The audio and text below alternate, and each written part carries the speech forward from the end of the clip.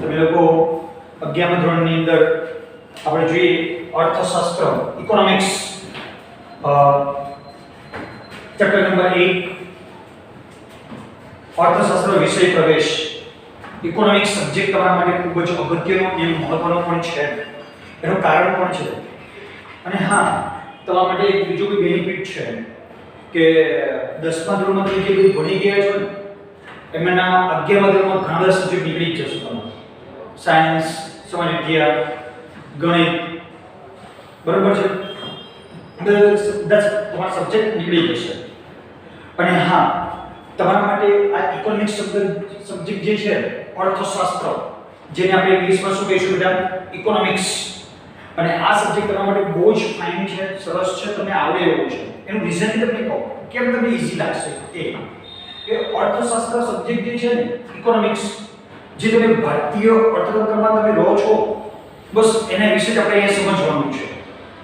બરાબર છે કે ભાઈ તમે પર ડે ડેઈલી વસ્તુની ખરીદી કરવા જાઓ છો, માર્કેટમાં વસ્તુ વેચાય છે, એની કિંમત નક્કી થાય છે, વસ્તુનો જથ્થો હોય છે, બરોબર. તમે કોઈ વસ્તુની કિંમત જે કે તમે નથી આપતા તમે બાર્ગેનિંગ કરો છો, વસ્તુનું ઉત્પાદન થાય છે, તમારા પપ્પા કામ મજૂરી જાય છે, કામ પર જાય છે, કોઈ નોકરી કરતો હોય, કોઈ વ્યવસાય કરતો હોય, કોઈ બિઝનેસ કરતો હોય, કોઈ નફો કમાતો હોય. બેટા આ બધું અર્થતંત્ર છે અને એ જ આપણે ભણવાનું છે.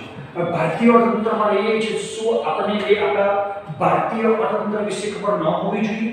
હોવી જોઈએ, સ્વાભાવિક છે અને ક્લિયર છે બેટા. અને અર્થશાસ્ત્ર બેટા તમે જે રૂટીન લાઈફ જે જિંદગી જીવો છો ને બેટા એ જ છે, બીજું કોઈ નવું નથી. પણ હા, સ્ટેપ બાય સ્ટેપ જોઈએ અર્થશાસ્ત્રની શરૂઆત કેવી રીતે થાય છે, તે વિષય પ્રવેશ કેવી રીતે થયો તે. બરોબર. ચલો આપણે આજે થોડીક ઇન્ફોર્મેશન લઈએ શું છે અર્થશાસ્ત્ર, બરોબર. અને થોડીક ઇન્ફોર્મેશન લઈએ અને થોડીક ડેફિનેશનની જોઈ લઈએ કેવી છે. ચલો બેટા, સૌપ્રથમ હું તમને સ્ટાર્ટ કરું છું આ ચેપ્ટરની કે ભાઈ અર્થશાસ્ત્ર વિષય પ્રવેશ. બરાબર છે બેટા, એકદમ ક્લિયર વસ્તુ તમને કહું તો આજે માનવી એક સામાજિક પ્રાણી છે પણ સૌથી બુદ્ધિશાળી છે. લોકો સામે કેવી રીતે વ્યવહાર કરવો, કેવી રીતે વર્તન કરવું, કયું કાર્ય કરવું, રૂપિયો કેમ કમાવવો, બરોબર, આ બધા પ્રકારની દિવસે દિવસે પ્રવૃત્તિ કરતો જાય છે. બરોબર છે. અને આ બધી પ્રવૃત્તિ કરતા કરતા એને કેટલીક સમસ્યાઓ પણ આવે છે. બરોબર છે. તમે જુઓ અને એ સમસ્યાનો હલ કરવા માટે કેટલીક વ્યવસ્થા બી ઊભી કરી છે. જસ્ટ લાઈક તમને કહું તમને બેટા, આ જે સમાજ વ્યવસ્થા,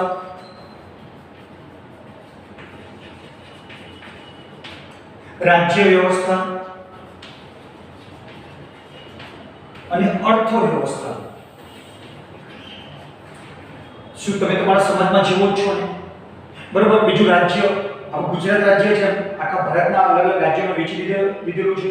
અને અર્થ વ્યવસ્થા, આખા ભારતીય અર્થતંત્રની વાત કરવામાં આવી છે. બરોબર છે. આવક, ખર્ચ, ઉત્પાદન, બરોબર, આ બધી વાતો આપણે અર્થશાસ્ત્રમાં લેવાના છે. તમે વસ્તુની જે માંગ કરો છો ને દુકાનમાં જઈને, ભાઈ હું પૈસા આપું તો મને આ વસ્તુ આપ, ધેટ મીન્સ ડિમાન્ડ, માંગ, એ આખું ચક્ર બી જોઈશું. બરોબર બેટા. તો સ્ટેપ બાય સ્ટેપ આપણે બધી વસ્તુ જોઈશું. તો આ માનવી છે ને આ બધી વ્યવસ્થા ઉભો કરતો હોય. બરોબર છે. અને આ વ્યવસ્થા કરતી વખતે કેટલીક મુશ્કેલીઓનો સામનો પણ કરવો પડ્યો. તો જોઈએ એના પરથી જ એક ડેફિનેશન જોઈ લઈએ બેટા કે અર્થશાસ્ત્ર શું છે તે. તો જોઈએ માનવી આર્થિક સમસ્યાના ઉકેલ, માનવી જે આર્થિક પ્રવૃત્તિ કરે છે ને બેટા એ આર્થિક સમસ્યાના ઉકેલ, આર્થિક એટલે શું કહેવાય બેટા? નામ. જ્યારે કોઈ હું શબ્દ બોલું કે આર્થિક શબ્દ આવે એટલે અર્થશાસ્ત્રમાં આર્થિક એટલે નાણાકીય બાબતો.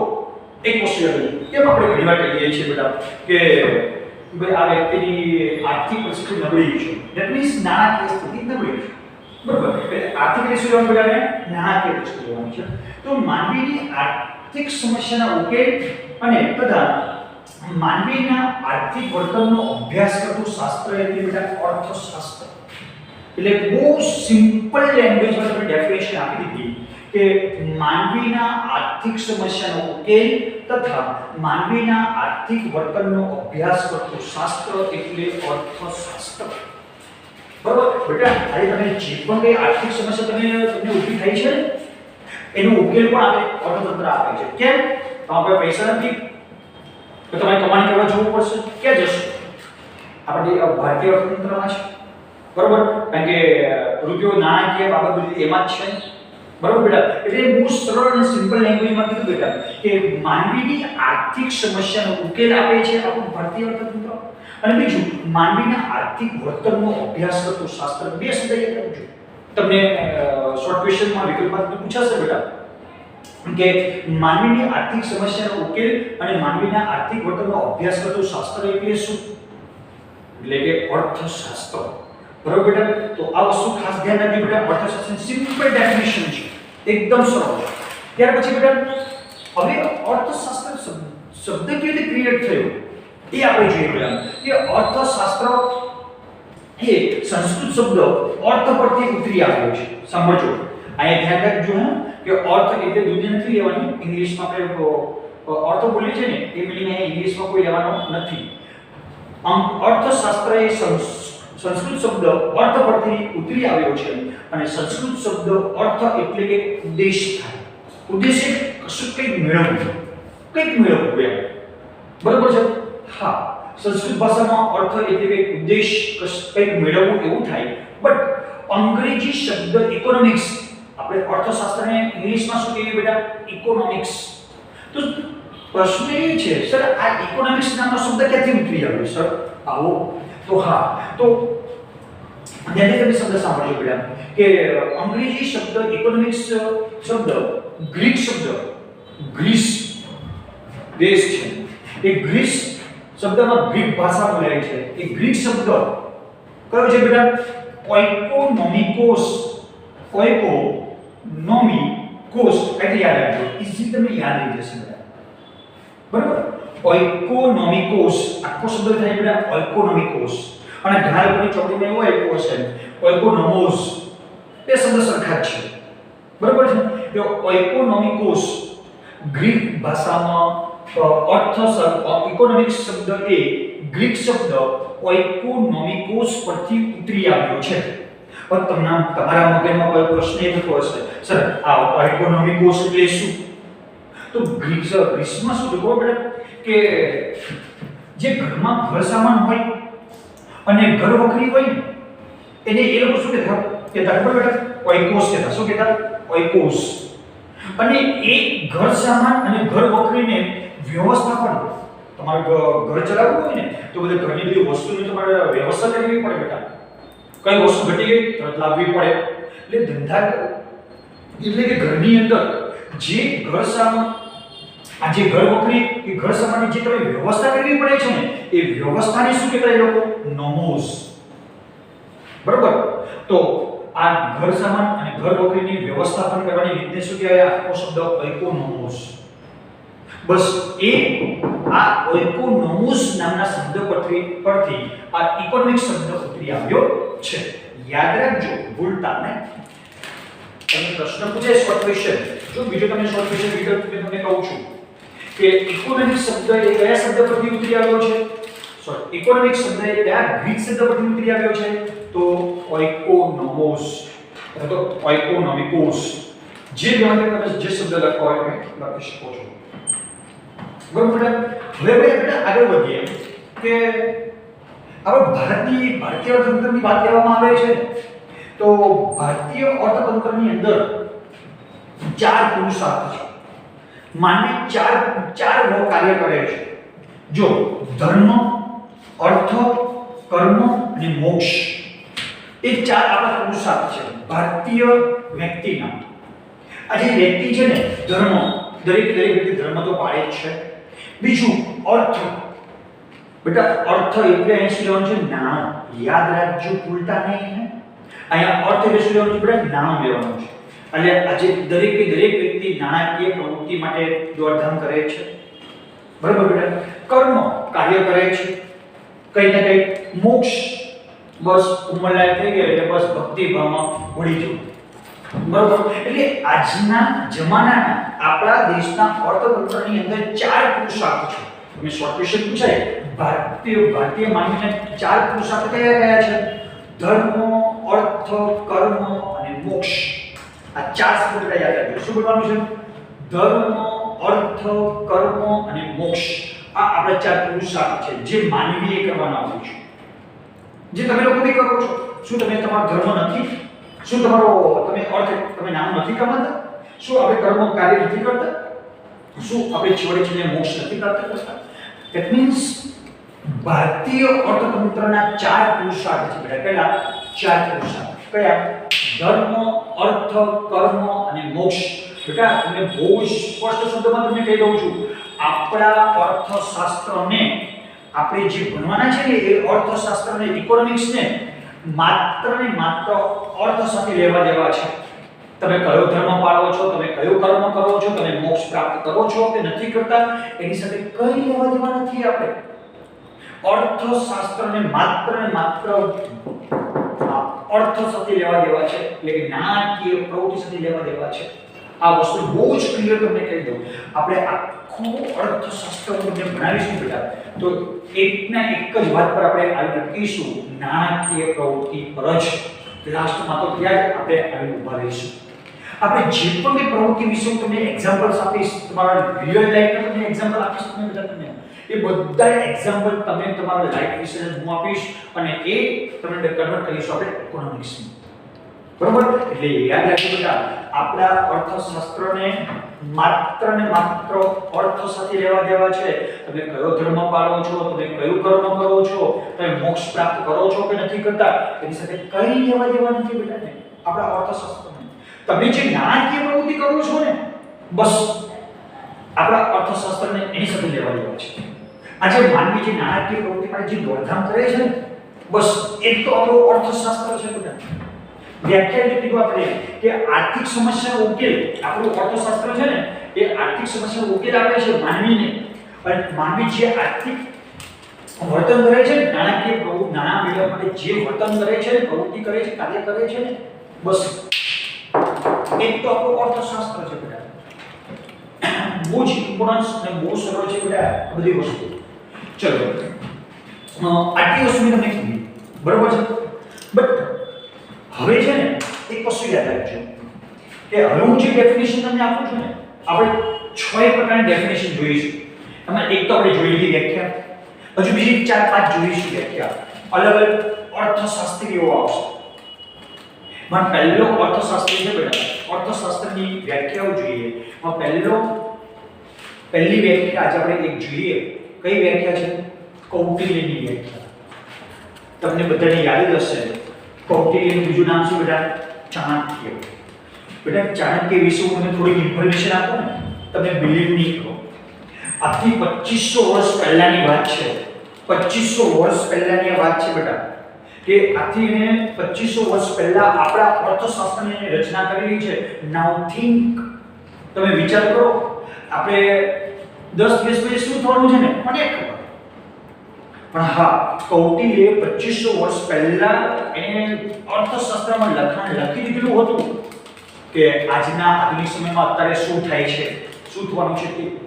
બેટા તમને કહી દઉં, આપણા અર્થશાસ્ત્રમાં જે નીતિ નિયમો, જે જમીન, જે શ્રમ, મૂડી, નિયોજક, જમીન, કર્મચારી જે કાર્ય કરે છે તે, લોકોનો પગાર, આપણે જે ખોટું કામ કરીએ તો સરકાર કેમ દંડ વસૂલ કરે છે તે, આ બધી વસ્તુના નિયમો કૌટિલ્યે આપેલા છે.